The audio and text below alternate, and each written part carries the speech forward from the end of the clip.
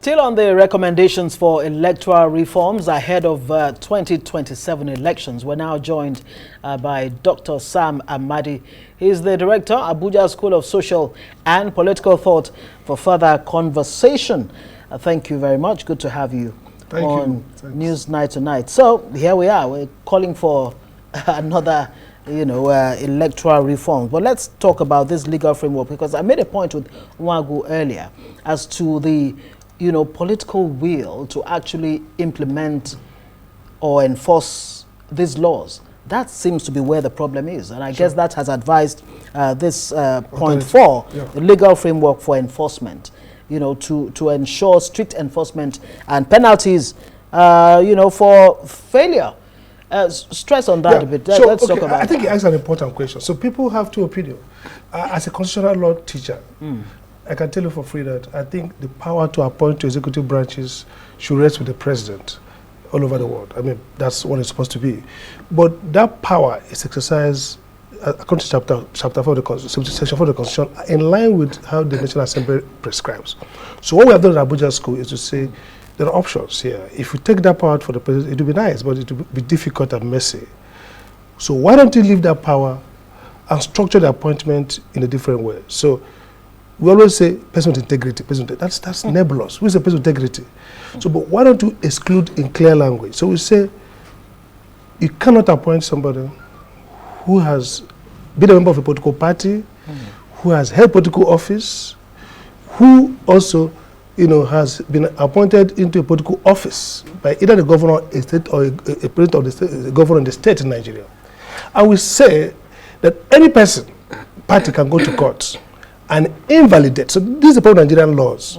They're always hanging. The thing they should be learning is what we call social science methodology of lawmaking. You see a problem, you dimension it, diagnose it. Then you ask yourself, how do you solve that? What's the incentive structure? So if I'm a president with this power, and I'm President Jonathan, after being president, says, look, we shouldn't have this power anymore. He knows that this power is tempting. So I'm going to appoint somebody who is likely either partisan to me or somebody I think his loyalty is guaranteed. Right. So what we are doing is that we can't rule out everything, but why don't we restrict it so that persons who have held political offices in the last 5 years, persons who have been a member of a political party or held political office, take for example the chairman of APC now. Right. So the second caveat is that once you leave that office, either as REC, as National Commissioner, you will never hold political office for 5 years. You will not be a member of a political party for 5 years. Now look at it. In NEC, when I was NEC chairman, when I exited, the law says I cannot work in the industry for 2 years. That's the electricity regulation. Exactly. The idea was very simple, that having revolving chair, you are here, you fix yourself, you can get cashed out.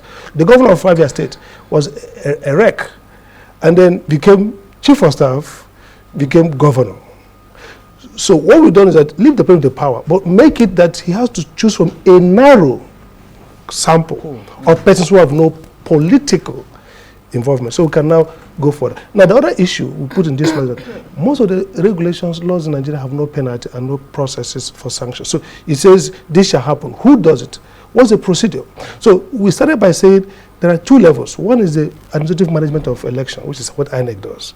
So take, for example, the issue about collection and electronic transmission. There should be no collection of elections. You should say mandatory to transmit from polling units straight to a public portal that is accessible, and media can call the election. So elections are concluded at the polling units when results are signed, nothing like collection, and that's where the problem is. So if polling unit A votes ABC 30, 40, 50, whatever it is, the party, and signed, you upload it to that portal. Any media, so once the numbers are conclusive, you can call the election.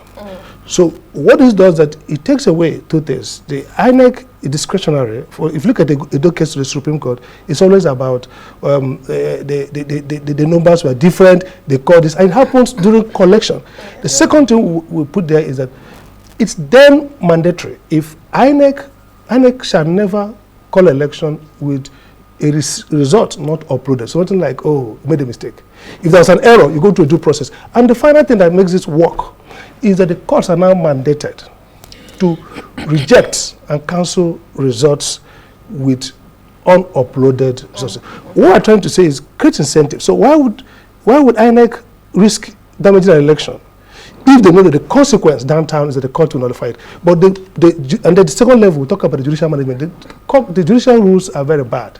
For example, front loading. Why should you ask petitioners to, in 21 days, get all the evidence, interview reluctant INEC officials, and so once they don't do that, if evidence comes midstream, they can't use it. We say no. You have to allow for evidence to be used midstream. And again, we now say, who should even challenge a result? They say, oh, you must, somebody who must win. No. Every person, you see, that's the point. If you make fundamental flaws actionable by voters and make the result of those flaws, so this provision that says substantial non-compliance, no. Yeah. Every fundamental non-compliance should nullify results. So what we are doing here is to create transparency and create a process in which actors themselves, INEC, politicians, know the consequences that follow immediately violating the rules. Absolutely.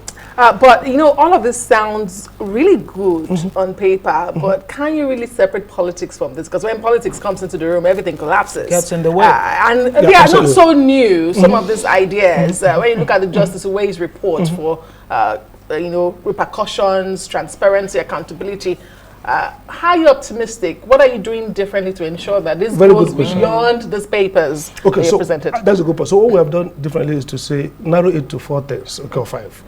They will show the problem and we draft the amendment to the section. That's number 1. So it's easy to do. So you don't need to have, if you get the idea, you fix it there. Second is that the political process is important. And this meeting, we invited the APC chairman, we invited the Labour Party, PDP. Did they show up? Well, they did show up, the promise, Labour sent delegate, but the promise. That's the second thing is that we think that, that was called National Action Plan. We think that with NLC and TUC being they were part of this process. And we're saying the mistake in the past that we have made electoral reform a NGO-based activity. The guys who have skin in the game, the political parties, should lead electoral reform. Opposition party, and that's why I fought them. Secondly, we said Labour, NLC and TUC, no matter what you talk about Labour, Labour is the only civic organization that has capacity to impose costs. So we have now saying, Labour, take this up in your Congress, in your highest decision-making body. Make these simple steps a matter of Labour demand for federal government. Constitute it into industrial relationship with the federal government. Because Labour is fighting over minimum wage. They are looking at the downstream. The real upstream is politics. If the incentive structures are wrong politically, then you can't get the socio-economic thing you want. So Labour is now on page saying we can now go to the federal government and say this is doable, this is politically neutral, this is not about opposition. And again, we make a mistake. We look at electoral reform as an electoral cycle thing. So if President Tinubu does not sign up, then after 2027 we're down to close to 2031 we'll start again. No, Nigeria will live for the next 200, 300 years, God willing. Simple means that even if this government rejects this, we still have more elections. The nation is not going to disappear. Okay. So we are long-distance runners, but we start with the diagnosis of the crisis and build a social science methodology that says this is the election is within a political economy. So what are the incentive structures? And it's very simple. The last point I want to make, the judiciary in this our report is the lock-up point. You know why I say that? Why? If judges begin to cancel elections that are flawed, it signals to everybody that it's no longer cost-effective to manipulate. You spend 3 billion and buy voters, and the judge knocks it off. What's the point? Dr. Sam Amadi, there's no better place to leave it. Thank you. Dr. Sam Amadi is the director, Abuja School of Social and Political Thought, joining us on Newsnight.